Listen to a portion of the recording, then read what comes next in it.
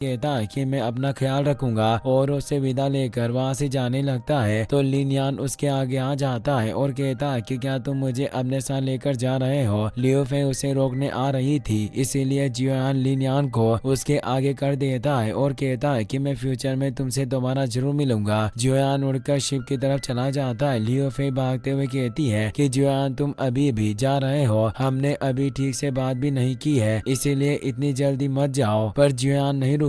लियो फे को इससे लिनयान पर काफी गुस्सा आता है। लिनयान कहता है कि इसमें मेरी कोई गलती नहीं है। जियोयान स्पेशल शिप में आ जाता है जहाँ वो क्रिस्टल में एनर्जी डालकर आगे बढ़ने लगता है और उस स्पेस वर्महोल में चला जाता है। फिर अब हमें पिल रीजन का सीन दिखाया जाता है जहाँ एक नोटिस बोर्ड पर लिटिल फेई डॉक्टर का पोस्टर लगा हुआ था। काफी लोग वहाँ मौजूद थे। एक आदमी कहता है कि ये आइस रिवर वैली के लोग हमेशा पॉइजन बॉडी को हासिल करने की कोशिश करते हैं और अब ये फिर से एक फुल पॉइजन वाली लड़की के पीछे पड़ गए हैं और इन्होंने इस पर इनाम रखा कि अगर कोई भी इस लड़की की इंफॉर्मेशन लाकर देगा तो उसे एक हाई रैंक का इनाम दिया जाएगा। तो दूसरा एक आदमी कहता है कि इस इनाम की वजह से कई सारे लोग इस लड़की के पीछे पड़े हुए हैं। काफी दिनों से सुनने में आ रहा था कि कई सारे फेक्शन के लोग किसी की तलाश कर रहे थे। आज पता चला कि यह लड़की वही है जिसे सभी इनाम के लालच में ढूंढ रहे हैं। इस लड़की के बारे में अफवाह है कि इसके पास वो फुल पॉइजन बॉडी है। जियोयान भी अब वहां चुका था। वो उस पोस्टर को उतार लेता है। सभी लोग यह देखकर हैरान होते हैं। उन्हें जियोयान की पावर महसूस हो रही थी जिससे वो डर रहे थे। जियोयान सभी से कहता है कि मुझे माफ करना,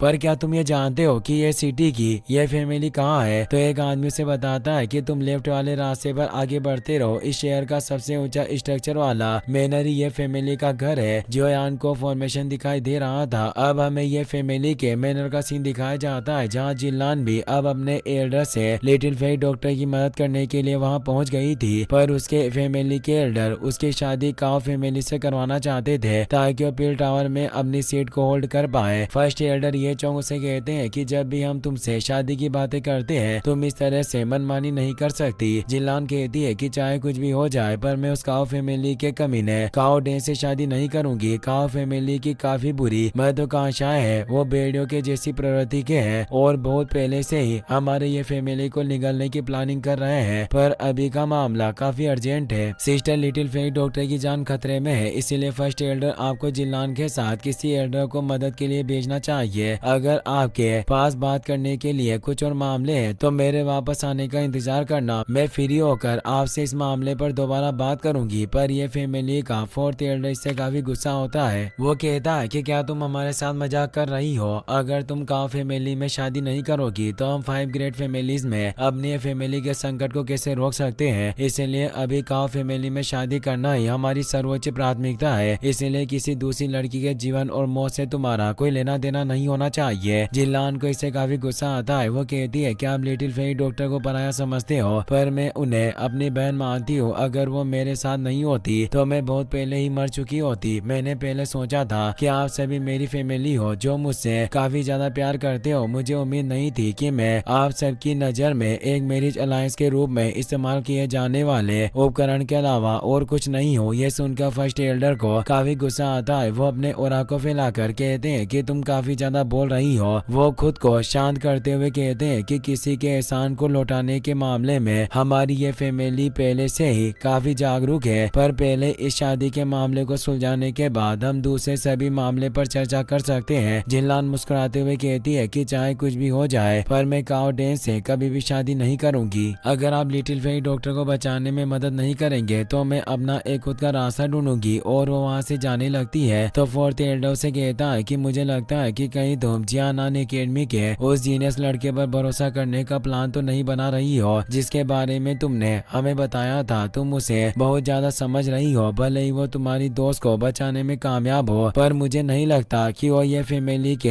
हमारे संकट में मदद कर सकता है। और वो आगे आकर उसे रोककर कहता है कि पिल टावर में एल्डर सीट का मामला कोई मामूली नहीं है जिसे कोई भी मामूली बिल्ली या चूहा सेटल कर सके। और जिल्लान को धमकाते हुए कहता है कि आज तुम इस फैमिली से बाहर कहीं भी नहीं जाओगी। जिल्लान इससे डर जाती है पर जियोयान अब वहां चुका था। वो फाइट एंसेस्टर क्लास में पहुंचने से उसकी स्पिरिचुअल पावर काफी बढ़ गई थी जिससे उसने आसानी से वहां की सभी बातों को सुन लिया था। वो कहता है कि मैं वैसे भी तुम्हारी फैमिली की मदद करने में कोई इंटरेस्टेड नहीं हूँ। जिल्लान उस आवाज को पहचान जाती है कि ये जियोयान है, जिससे वो खुश होती है और जल्दी से बाहर चली जाती है। जियोयान बाहर ग्राउंड में आ गया था। जिलान उसके पास आ जाती है तो जियोयान उसे लिटिल फेई डॉक्टर का पोस्टर दिखाकर पूछता है कि ये सब क्या हो रहा है। जिलान बताती है कि आइस रिवर वैली के लोग सिस्टर लिटिल फेई डॉक्टर के पीछे पड़े हैं। जियोयान कहता है कि हमारे पास वक्त नहीं है, जल्दी से मुझे उसके पास ले चलो। जिलान लिटिल फेई डॉक्टर के ठिकाने को जानती थी, इसलिए जियोयान के साथ वहां से जाने लगती है, पर फोर्थ एल्डर उनके आगे आकर रास्ता रोक लेता है। वो जियोयान से कहता है कि तुम हो कौन जो मेरी ये फैमिली में लापरवाही से काम करने की हिम्मत कर रहे हो। जियोयान उसे रेस्पेक्ट देकर कहता है कि मैं जियोयान हूँ और मैं जिलान का सीनियर हूँ, पर अभी मुझे एक जरूरी मामले को निपटाना है, इसीलिए जिलान को मेरे साथ एक ट्रिप पर जाना होगा। फोर्थ एल्डर गुस्से में कहता है कि जूनियर तुम अपनी हद पार कर रहे हो। जिलान की जल्दी शादी होने वाली है, इसीलिए मैं तुम्हें इसे यहाँ से ले जाने की अनुमति नहीं दे सकता। जिलान कहती है कि मैं उस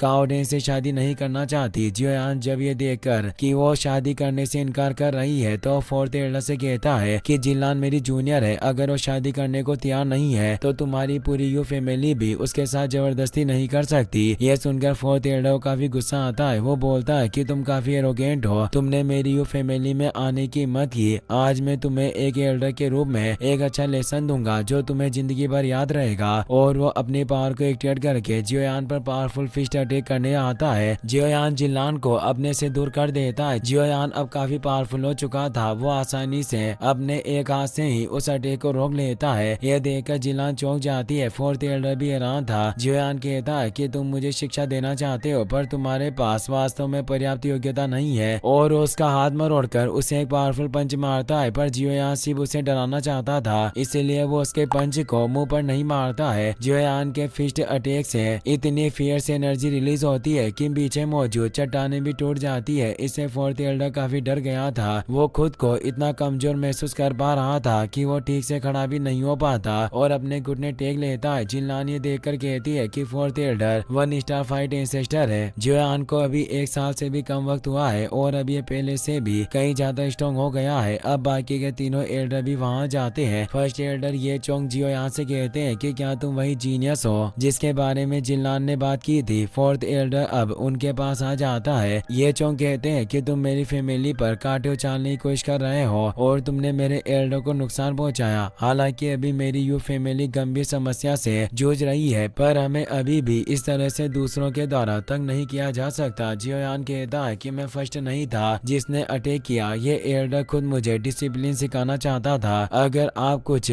जांच करने की कोशिश कर रहे हो तो मेरे पास अभी आपका साथ देने के लिए वक्त नहीं है, और वहाँ से जाने लगता है। पर अब सेकंड और थर्ड एल्डर जियोयान को रोकने आ जाते हैं। वो दोनों कहते हैं कि जूनियर तुम आज यहाँ से नहीं जा सकते, और वो दोनों काफी फास्ट मूव करके एक साथ जियोयान पर अटैक करने आते हैं। पर जियोयान अपने 3000 लाइटनिंग मूवमेंट से बच जाता है और वो अपनी हेवनली अर्थ पपेट को बाहर निकाल लेता है, जो वहाँ तेजी से अटैक करती है और उन दोनों एल्डर को पटक पटक कर मारने लगती है। इससे काफी तेज एनर्जी रिलीज हो रही थी, पर जियोयान जिलान को प्रोटेक्ट करने के लिए उसके आगे आ गया था। फर्स्ट एल्डर ये देखकर हैरान होते हैं कि वो फाइट एंसेस्टर लेवल की पपेट है। वो दोनों एल्डर भी घायल हो चुके थे। जियोयान फर्स्ट एल्डर से कहता है कि मेरे पास अभी आपके साथ वक्त बर्बाद करने का समय नहीं है। अगर आपने फिर से अटैक करने की कोशिश की तो इस बार आपके एल्डर की चोटें मामूली नहीं होगी, और जिलान और अपनी पपेट के साथ वहाँ से निकल जाता है। फोर्थ एल्डर फर्स्ट एल्डर से कहता है कि अब हमें क्या करना चाहिए। फर्स्ट एल्डर कहते हैं कि उनके खिलाफ एक्शन मत लो और उन्हें जाने दो। लगता है कि ये लड़का ही हमारी ये फैमिली का भाग्य है। इसी के साथ ये एपिसोड यहीं पर खत्म हो जाता है। गाइस, मैंने